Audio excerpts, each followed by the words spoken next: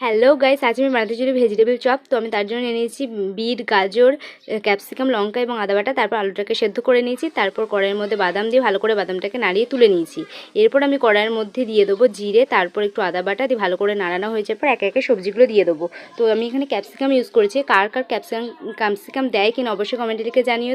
তো ভালো করে নাড়ানো হয়ে যাওয়ার পর একটু চাট মশলা, গরম মশলা, হলুদ এবং নুন আর একটুখানি লঙ্কা গুঁড়ো দিয়ে ভালো করে মাখিয়ে নিয়েছি। তারপর একটু ব্যাটার তৈরি করেছি কর্নফ্লাওয়ার জল দিয়ে। তারপর আলু সেদ্ধ এবং বাদাম দিয়ে ভালো করে মিশ্রণটাকে মাখিয়ে নিচ্ছি। তারপর এবার মাখানো হয়ে যাওয়ার পর অল্প অল্প করে ভালো করে ভেজিটেবল আকারে গড়ে নিতে হবে। এরপর ময়দার মধ্যে, তারপর একটু ওই কোটিংটার মধ্যে, আর তারপরে বিস্কুটের গুঁড়োর মধ্যে দিয়ে ভালো করে ভেজে নিতে হবে। দেখতে অনেকটা পিঠের মতো লাগছে না? আমার কিন্তু পিঠের মতো দেখতে লাগলেও খেতে কিন্তু ভীষণ ভালো হয়েছিল, পুরো ভেজিটেবলের মতো। তো বাড়িতে অবশ্যই ট্রাই করো, কেমন লাগলো অবশ্যই বলো। যদি ভিডিওটা ভালো লেগে থাকে অবশ্যই চ্যানেলটাকে সাবস্ক্রাইব করে দিও। তো আমার খেতে আগে কেমন লাগে তার আগে ভেঙে দেখায়, আমার কিন্তু খেতে দারুণ লেগেছে।